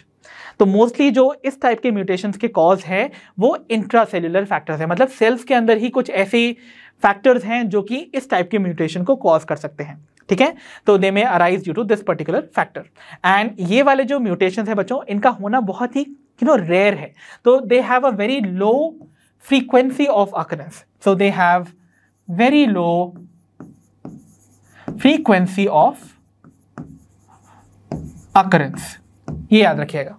Around आप कह सकते हो 1 लाख सेल्स में से कोई एक सेल ही इस टाइप के म्यूटेशन को शो करेगा। ठीक है, okay, so this was about the spontaneous mutations, but when we talk about the other category which is induced mutation, मतलब which has been forced to occur, तो induced mutation ऐसे mutation है जिनको कि हम forcefully occur करवाते हैं, either उनको introduce करके artificially या फिर experimentally उसको introduce किया जाता है। तो basically they are introduced artificially और experimentally through some agents, और वो agents chemical भी हो सकते हैं, physical agents भी हो सकते हैं, और उन agents को हम नाम देते हैं as म्यूटेजेंट्स। तो म्यूटेजेंट्स क्या हैं? दे आर सर्टेन फिजिकल और chemical agents which cause mutations. ठीक है, सो म्यूटेजेंट्स के 2 टाइप्स हैं, one is the physical mutagen and the others are chemical mutagens. अब फिजिकल म्यूटेजेंट्स में you can have factors like very high and low temperature, ठीक है, या फिर कुछ रेडिएशन हो सकती है जैसे alpha beta gamma radiations, X rays या फिर यूवी रेज, तो all these can come under the physical mutations. While कुछ केमिकल्स भी हैं जो कि ऑल्टरेशंस कॉज कर सकते हैं, म्यूटेशंस कॉज कर सकते हैं, जिनमें फॉर एग्जांपल आपके सामने यहाँ पर एक मस्टर्ड गैस दिखाई जा रही है। सो जो मस्टर्ड गैस है दे कैन कॉज म्यूटेशंस, या फिर acids like nitrous acid HNO2 वो कॉज कर सकता है, या कुछ बेस एनालॉग्स होते हैं जैसे five bromo uracil, they can cause the mutation. So इस तरीके के केमिकल कुछ एजेंट्स भी होते हैं जो कि म्यूटेशंस कॉज कर सकते हैं। So I hope the basic overview about the spontaneous and the induced mutations is very clear. ये बड़ा छोटा सा ही टॉपिक है, इतना ही जानना आपके लिए सफिशिएंट है। तो चलिए बच्चों बढ़ते हैं towards our next topic which is the Mendelian disorders. अब मेंडेलियन डिसऑर्डर्स क्या होता है बच्चों? देखो, ये कुछ ऐसे डिसऑर्डर्स होते हैं जो कि अराइज करते हैं ड्यू टू द डिफेक्ट और द ऑल्टरेशन या फिर mutation in just a single gene. तो एक सिंगल जीन के अंदर अगर आपको कोई म्यूटेशन अकर करती हुई नजर आए, ऑल्टरेशन अकर करती हुई नजर आए, तो ऐसे में जो डिसऑर्डर्स अराइज करेंगे due to that mutant gene या फिर altered gene, we will call such disorders as genetic disorders या सिंपली जिन्हें हम मेंडेलियन डिसऑर्डर्स बुलाते हैं। ठीक है, अब देखो सारे मेंडेलियन डिसऑर्डर्स को स्टडी करें उससे पहले let us quickly have an overview about the classification of the Mendelian disorders. अब देखो जैसा कि मैंने बताया है, यहाँ पर ये डिसऑर्डर जीन में हो रहे चेंज की वजह से आकर करेंगे। और जीन्स कहाँ लोकेटेड होते हैं? ऑन द क्रोमोसोम, ये तो पता ही है ना। अब क्रोमोसोम पे जीन लोकेटेड है। अब कौन सा वो क्रोमोसोम है जिस पे जीन लोकेटेड है? देखो, क्योंकि क्रोमोसोम्स भी दो ब्रॉड कैटेगरीज में हम डिवाइड करते हैं। वो क्रोमोसोम्स भी होते हैं जो कि बॉडी के कैरेक्टर्स को डिटरमिन करते हैं, जिन्हें हम ऑटोसोम्स बुलाते हैं, और कुछ ऐसे क्रोमोसोम्स का पेयर भी आपको मिलता है जो कि क्या करते हैं, किसी भी इंडिविजुअल की सेक्स को भी डिटरमिन करते हैं।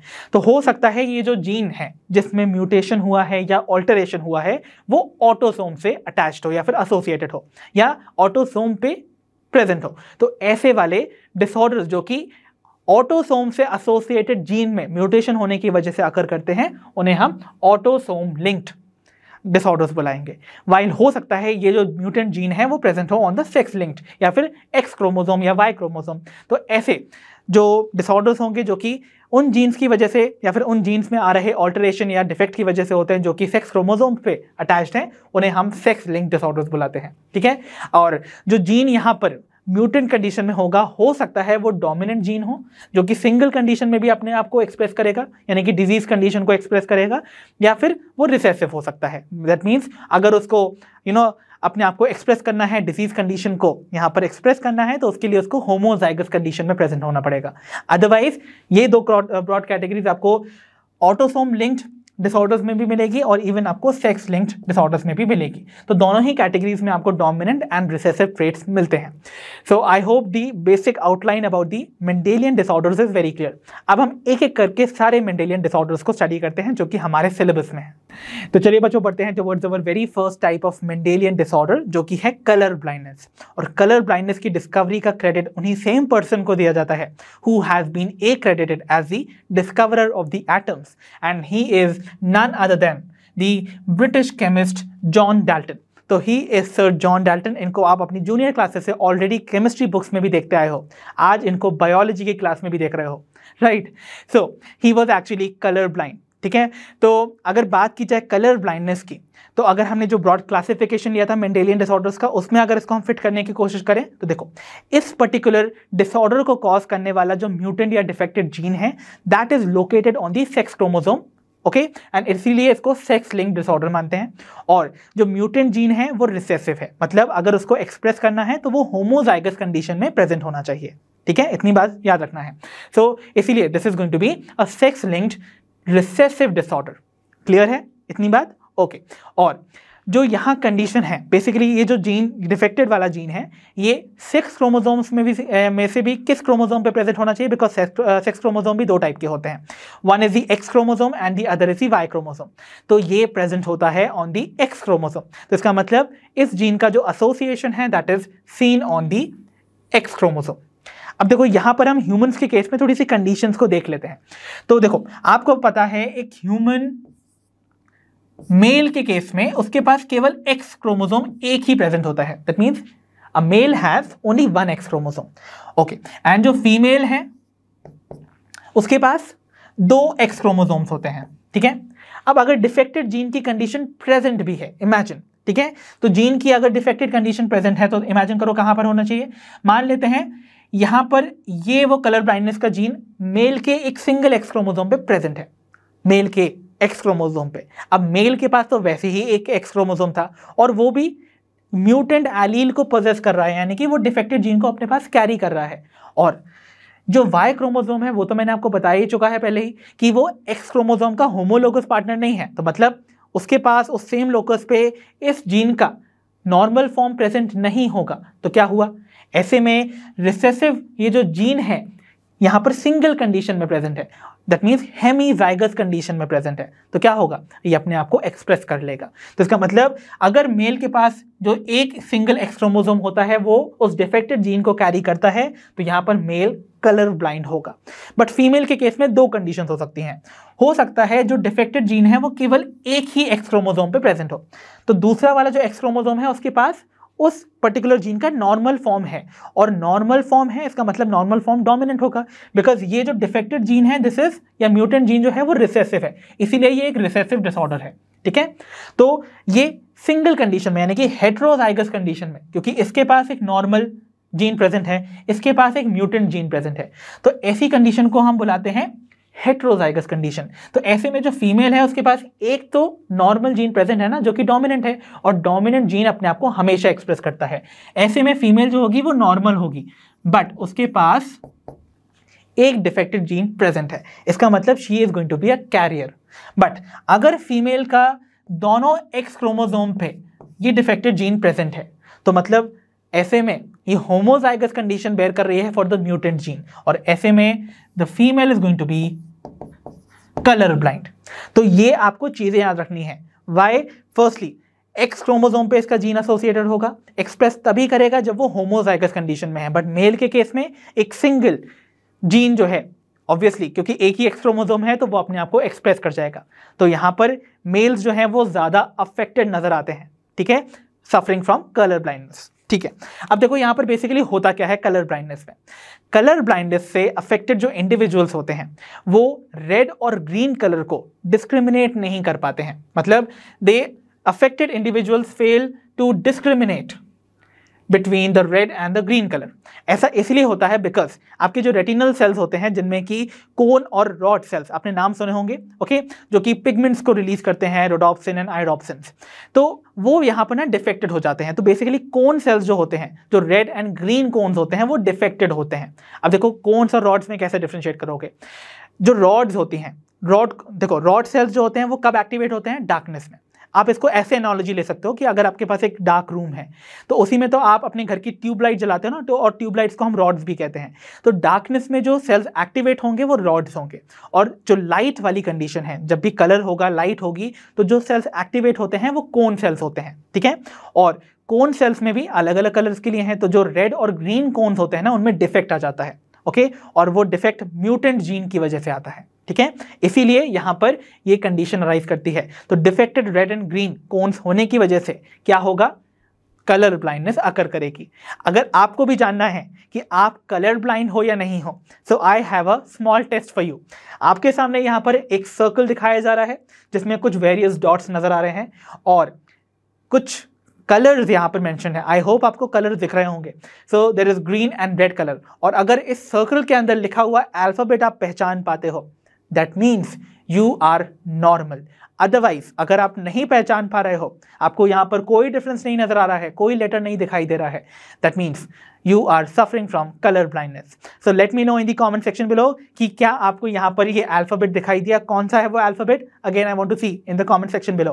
ठीक है, okay, so again as I told you before also कि यहाँ पर जो कलर ब्लाइंडनेस की बात मैं कर रहा था, इसमें आपको मेल्स ज़्यादा अफेक्टेड नजर आते हैं, बिकॉज कंडीशन जो है वो एक्स क्रोमोसोम से लिंक्ड है, और एक्स क्रोमोसोम मेल के पास एक ही है, तो अगर एक भी डिफेक्टेड हो गया तो काम खराब है ना। तो इसका मतलब क्या हुआ, more common in males and rare in the females. तो जो आपको मेल्स होते हैं उनमें लगभग 8% अकरेंस का चांस मिलता है, और फीमेल्स में ओनली 0.4%।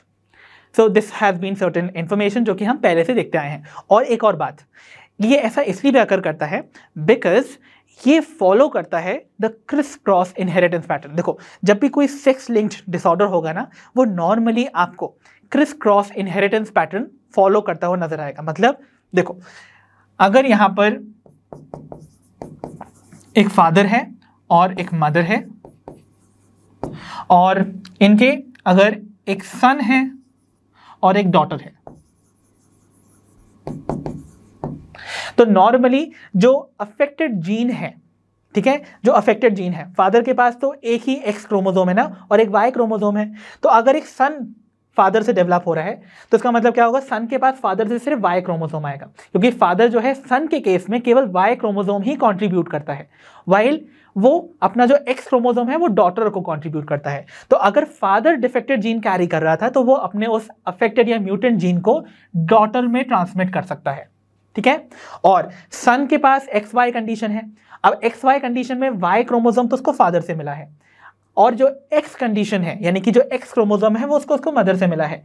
तो मदर अगर उस म्यूटेंट जीन को कैरी करती है ऑन हर एक्स क्रोमोसोम जो उसने कंट्रीब्यूट किया है टू द सन, तो इसका मतलब वो जो ट्रेट है वो मदर से सन में ट्रांसमिट हो सकता है। तो बेसिकली क्या होगा, यहाँ पर जो म्यूटेंट एलील है वो आइदर फादर से डॉटर में ट्रांसफर होता है या फिर मदर से सन में। इस टाइप के इनहेरिटेंस पैटर्न को ही हम क्या कहते हैं, the criss cross inheritance pattern, जिसको कि आगे भी हम डिटेल में समझेंगे with the help of a cross. So I hope इतनी बात आपको क्लियर हुई होगी। कलर ब्लाइंडनेस हमने समझ लिया है, एक और हम सेक्स रिलेटेड जो है या फिर sex linked recessive disorder study कर लेते हैं विच इज हीमोफीलिया, उसके बाद हम क्रॉसेस परफॉर्म करेंगे। तो चलिए बच्चों बढ़ते हैं towards our next Mendelian disorder which is haemophilia. और हीमोफीलिया को फर्स्ट टाइम रिपोर्ट करने का क्रेडिट दिया जाता है to sir John Conrad Otto. तो John Otto in the year 1803, जो कि आपके सामने यहाँ पर स्क्रीन पर मेंशन है, इन्होंने सबसे पहली बार रिपोर्ट किया था द अकरेंस ऑफ हीमोफीलिया, जिसको कि हम एक और नाम से बुलाते हैं विच is called the bleeders disease, क्योंकि यहाँ पर पर्सन जो है वो प्रोफ्यूजली ब्लीड करता है even after a small cut. तो एक छोटे से कट से भी पर्सन का जो खून बहना है ना वो रुकता ही नहीं है। सो यहाँ पर पर्सन प्रोफ्यूजली ब्लीड करता है। ओके, सो ये अगर मैं इसको क्लासिफाई करूँ, जो कि हमने क्लासिफिकेशन लिया था ऑफ द मेंडेलियन डिसऑर्डर, तो पहली चीज़ इस पर्टिकुलर डिजीज से एसोसिएटेड जो डिफेक्टेड या फिर म्यूटेंट जीन है वो लोकेटेड होता है ऑन दी सेक्स क्रोमोसोम। इसका मतलब ये एक सेक्स लिंक डिसऑर्डर है और ये जीन एक रिसेसिव जीन है, यानी कि म्यूटेंट जीन जो है वो रिसेसिव है, यानी कि नॉर्मल जीन की प्रेजेंस में वो अपने आप को एक्सप्रेस नहीं कर पाता है। तो इसका मतलब ये एक रिसेसिव डिसऑर्डर है। तो it is a sex linked recessive disorder, और जो म्यूटेंट जीन है वो एसोसिएटेड किस सेक्स क्रोमोसोम के साथ होगा, एक्स क्रोमोसोम के साथ। तो इसका मतलब the gene is going to be associated on the और the associated with the X chromosome. Clear है इतनी बात? आइए अब हम समझते हैं कि भाई इस पर्टिकुलर डिजीज में होता क्या है। तो देखो, ट्राई टू अंडरस्टैंड, यहाँ पर बेसिकली क्या हो रहा है, ब्लीडिंग नहीं रुक रही है, और ब्लीडिंग को रोकने के लिए जो इंपॉर्टेंट फिनोमेना आकर करती है किसी भी इंडिविजुअल में, that is blood clotting. Actually what happens is, यहाँ पर ब्लड क्लॉटिंग में इन्वॉल्व जो सीरीज ऑफ रिएक्शन होती है ना, जिन्हें हम कैस्केड रिएक्शन बुलाते हैं, बिकॉज एक पर्टिकुलर प्रोटीन जब एक्टिवेट होता है इस रिएक्शन में तो वो दूसरी रिएक्शन को एक्टिवेट करवाने के लिए एक एंजाइम की तरह एक्ट करता है। तो इस तरीके से हर स्टेप में एक एक्टिवेशन होगा प्रोटीन का, और वो नेक्स्ट स्टेप की रिएक्शन को एंजाइमेटिकली कैटेलाइज करता है।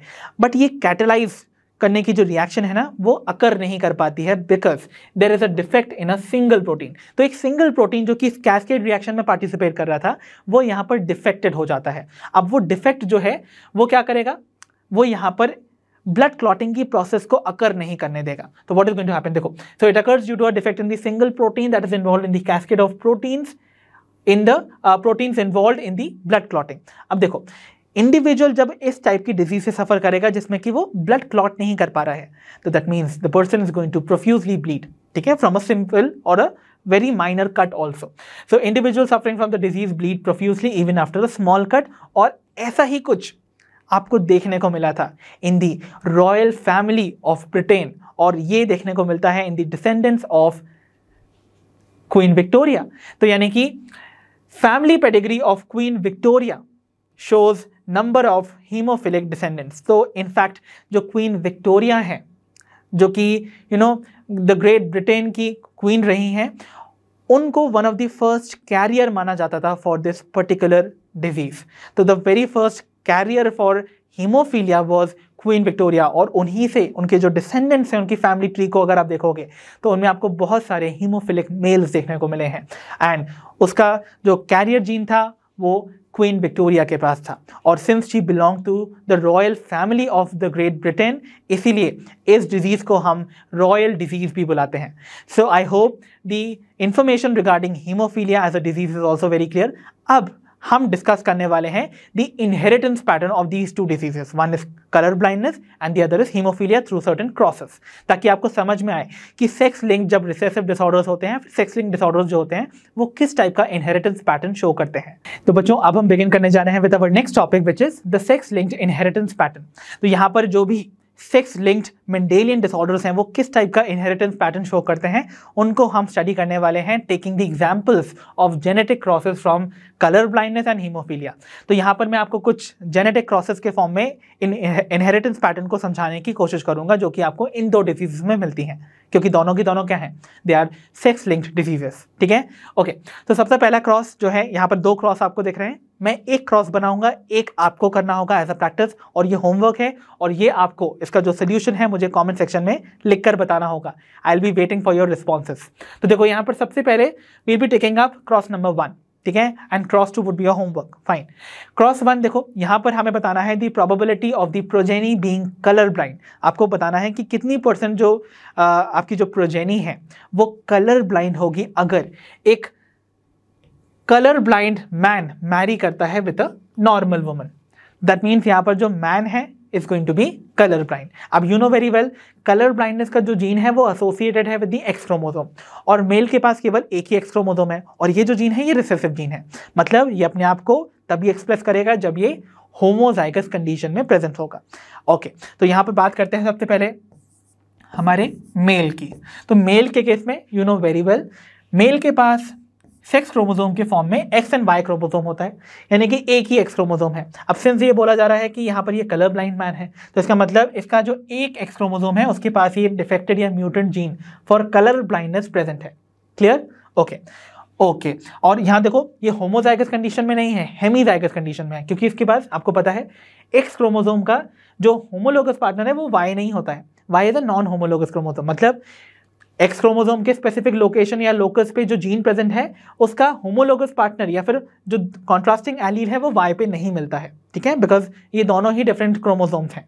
ओके, सिमिलरली जो फीमेल है, फीमेल, अब आपको याद रखना है फीमेल के पास कैसी कंडीशन है, फीमेल के जो सेक्स क्रोमोसोम्स हैं they are X and X chromosomes होते हैं ना, दोनों एक्स एक्स क्रोमोसोम्स हैं। नाउ यहाँ बोला जा रहा है कि वुमन इज नॉर्मल। अब द वुमन इज नॉर्मल मतलब दोनों ही जो उनके एक्स क्रोमोसोम है दोनों में ही किसी पर भी जीन प्रेजेंट नहीं है फॉर दी कलर ब्लाइंडनेस। ठीक है, तो यहाँ पर ये हमने जीनोटाइप्स लिख लिए of the male and the female. अब देखो, they are going to form the gametes. तो ऐसे में जो क्रॉस बनेगी उसको मैं प्यूनेट स्क्वायर से बनाने की कोशिश कर रहा हूँ। तो यहाँ पर मैं एक जेनेटिक क्रॉस को आपके लिए ड्रॉ करूंगा, and you will have to help me out. ठीक है, तो देखो यहाँ पर I am going to place the male gamete which are the sperm. तो यहां पर एक जो मेल गैमीट बनेगा उसके पास डिफेक्टेड एक्स क्रोमोसोम आएगा with the colour blindness gene, और दूसरे के पास वाई क्रोमोसोम आएगा, और यहां पर मैंने ड्रॉ करने हैं the eggs of the female, और दोनों ही जो एग आने वाले हैं उनके पास एक्स एक्स क्रोमोसोम होगा। अब देखो, मान लेते हैं ये स्पर्म इस एग के साथ फर्टिलाइज करेगा तो जाइगोट बनेगा, उसके पास कॉम्पोजिशन होगा as X and X C, right. और यहां पर देखो एक्स एंड वाई होगा, यहां पर एक्स और एक्स सी होगा, और यहां पर एक्स एंड वाई। अब तक तो आपको प्यूनेट स्क्वायर सॉल्व करना आ चुका होगा। Now see, let us try to find out the phenotypes. देखो यहां पर आपको पता है एक्स एक्स क्रोमोसोम दिखाए जा रहे हैं इन दो ब्लॉक्स में। अब एक्स एक्स जो क्रोमोसोमल कॉम्पोजिशन है वो फीमेल का है, तो इसका मतलब ये डॉटर्स बनेंगी, राइट। अब देखो ये जो डॉटर्स हैं, क्या इनमें कलर ब्लाइंडनेस अपने आप को एक्सप्रेस करेगा? देखो यहां पर केवल एक ही एक्स क्रोमोसोम ऐसा है जिसके पास क्या है, डिफेक्टेड जीन है, दूसरा नहीं है, राइट। और आपको पता है कलर ब्लाइंडनेस का जो जीन है this is a recessive gene, वो अपने आप को सिर्फ और सिर्फ होमोजाइगस कंडीशन में ही एक्सप्रेस करता है। मतलब जो दूसरा एक्स क्रोमोसोम था अगर उसके पास भी ये जीन प्रेजेंट होता तभी वो अपने आप को एक्सप्रेस कर पाता, क्योंकि यहाँ पर जो नॉर्मल जो दूसरा वाला एक्स क्रोमोसोम है वो नॉर्मल जीन पोजेस कर रहा है, और नॉर्मल जीन कलर ब्लाइंडनेस के जीन के ओवर डोमिनेंट है। तो अगर वो डोमिनेंट है तो इसका मतलब वही अपने आप को एक्सप्रेस करेगा। तो यहाँ पर फीमेल में कलर ब्लाइंडनेस का ट्रेट नहीं दिखाई देगा, female would be normal, but उसके पास one of her X chromosome पे वो defected gene for colour blindness present है। तो the woman is going to be a carrier for the disease, she is going to be absolutely normal, but वो यहाँ पर career की तरह act करेगी। तो इसका मतलब आगे जाके वो अपने चिल्ड्रन में इसको ट्रांसमिट कर सकती है। ठीक है, सिमिलरली यहाँ देखो जो मेल बना है एक्स एंड वाई क्रोमोसोम के साथ, ये तो नॉर्मल है, इसका एक्स क्रोमोसोम भी नॉर्मल है, वाई पे तो इस डिजीज का इनहेरिटेंस है भी नहीं, तो इसका मतलब क्या हुआ, ये मेल जो है वो नॉर्मल होने वाला है। सिमिलरली इस वाले कॉम्पोजिशन को देख के आपको दिख ही रहा होगा कि ये भी एक कैरियर है और ये मेल नॉर्मल है। तो दैट मीन्स व्हाट, चारों के चारों यहां पर आपको नॉर्मल मिलेंगे। Okay, remember this thing. तो प्रोबेबिलिटी यानी कि रिजल्ट की अगर हम बात करें तो देखो यहां अगर मैं बात करता हूं अबाउट दी रिजल्ट, तो 0, क्या एक भी प्रोजेनी ऐसी है जो कि कलर ब्लाइंड है? नन। तो 0 out of 4 are going to be showing the trait of colour blindness. तो इसका अगर हम परसेंटेज निकाल भी लेते हैं 100% से मल्टीप्लाई करके, तो it is going to come as 0 only. तो यानी कि नन ऑफ द प्रोजेनी और 0% जो प्रोजेनी है, they are going to show any trait of colour blindness. But remember, the daughters are carriers for gene which is responsible for color blindness. So I hope आपको cross perform करना आ गया होगा। So I hope अब आप second वाला cross खुद कर लोगे। तो यहां पर नॉर्मल मैन की मैरिज अगर होती है बता कलर ब्लाइंड वुमन, तो क्या कंडीशन मिलेगी? प्रैक्टिस इट और मुझे इसका आंसर कमेंट सेक्शन में चाहिए। सो अब हम एक और एग्जांपल के तौर पे देखने वाले हैं, but this time the example is going to be associated with not colour blindness but with haemophilia. तो आइए बच्चों, let us take another example through the inheritance pattern of haemophilia, जिसमें अगेन 2 क्रॉसेस हैं। एक क्रॉस मैं करूंगा, दूसरा आप प्रैक्टिस करोगे और उसका आंसर मुझे कमेंट सेक्शन में दोगे। Okay, let us try to see the inheritance pattern of haemophilia through a cross. और इस क्रॉस में हमें फाइंड करनी है the probability of the progeny being hemophilic if a normal man marries a carrier woman। तो एक normal man अगर Mary करता है एक ऐसी वुमन से who is a carrier for the hemophilia disease, तो देखो क्या कंडीशन होगी। तो यहाँ पर जो मेल है he is going to be normal, मतलब उसका एक्स क्रोमोसोम इज फ्री ना, उसके पास कोई भी जीन प्रेजेंट नहीं है, वो नॉर्मल कंडीशन है। बट द वुमन यहाँ पर कैरियर है। कैरियर मतलब उसके दोनों एक्स क्रोमोसोम पे में से एक एक्स क्रोमोसोम पे हीमोफीलिया का जीन प्रेजेंट है, म्यूटेंट जीन अवेलेबल है। एंड रिमेंबर, हीमोफीलिया भी एक सेक्स लिंक्ड डिसऑर्डर है, बट इट इज रिसेसिव। तो मतलब ये वुमन जो है she is going to be normal, but उसके पास ये जीन प्रेजेंट है। ठीक है, तो यहाँ पर ये नॉर्मल कंडीशन ही है। ये तभी हीमोफिलिक वुमन होती, अदरवाइज जब उसके दोनों एक्स क्रोमोसोम पे ये वाला एच जीन प्रेजेंट होता। तो ऐसे में जब हम क्रॉस ड्रॉ करेंगे, क्रॉस बनाएंगे, तो क्या होगा? देखो यहाँ पर अगेन एक प्यूनेट स्क्वायर के थ्रू मैं आपको पॉसिबल आउटकम दिखाने की कोशिश करूंगा। तो देखो यहां पर ऊपर की तरफ हम मेल गैमीट्स को प्लेस करने वाले हैं। तो यहां पर एक एक्स क्रोमोसोम आएगा, दूसरे वाले आधे 50% स्पर्म में वाई क्रोमोसोम आएगा। और जो एग्स हैं, एग्स में 50% एग्स जो है वो नॉर्मल एक्स क्रोमोसोम बेयर करेंगे, 50% जो है वो defected X chromosome with the haemophilia gene possess करेंगे। Now what is going to be the combinations? देखो यहां से एक्स और यहां से एक्स, तो ये एक्स एक्स हो गया, यहां पर एक्स और ये वाई, तो नॉर्मल एक्स वाई हो गया। ठीक है, देन यहां से एक्स एच और एक्स, और यहां पर एक्स एच एंड वाई, यही कंडीशन होगी ना। अब देखो यहां पर एक्स एक्स कंडीशन वाली 2 कंडीशन है, दैट मीन्स ये दोनों क्या होने वाली हैं? They are going to be daughter. एक डॉटर जो है वो यहां पर नॉर्मल है, दैट मीन्स दोनों ही एक्स क्रोमोसोम जो है they are free from the gene for haemophilia, तो she is going to be a normal daughter. Clear? While जो मेल है उसमें भी देखो एक्स क्रोमोसोम फ्री है, वाई भी फ्री है, यहां पर नॉर्मल सन बनने के चांसेस हैं। ठीक है, ओके। अब देखो यहां पर जो आपको कॉम्बिनेशन मिल रहा है that is x H x, that means one of the X chromosome has the gene for haemophilia but दूसरा फ्री है। अगर दूसरा एक्स क्रोमोसोम नॉर्मल है दैट मीन्स वो एक डोमिनेंट ट्रेट एक्सप्रेस करेगा फॉर दैट जीन, और इसका मतलब ये वाला जो कंडीशन है वो दिखा रहा है एक normal female but she is going to be a carrier. तो यहां पर वुमन जो है वो, या जो डॉटर है, she is going to be the carrier, जो कि आगे ट्रांसमिट कर सकती है डिजीज को टू हर चिल्ड्रन। बट बात की जाए अगर सन की, can you see one thing, son के केस में एक ही एक्स क्रोमोसोम था और वो भी अफेक्टेड जीन को बेयर कर रहा है, that means the son is going to be haemophilic. तो अगर रिजल्ट्स की बात की जाए तो let us try to summarise the result. तो देखो यहां पर अगर बात की जाए डॉटर्स की, ठीक है, लेट्स टॉक अबाउट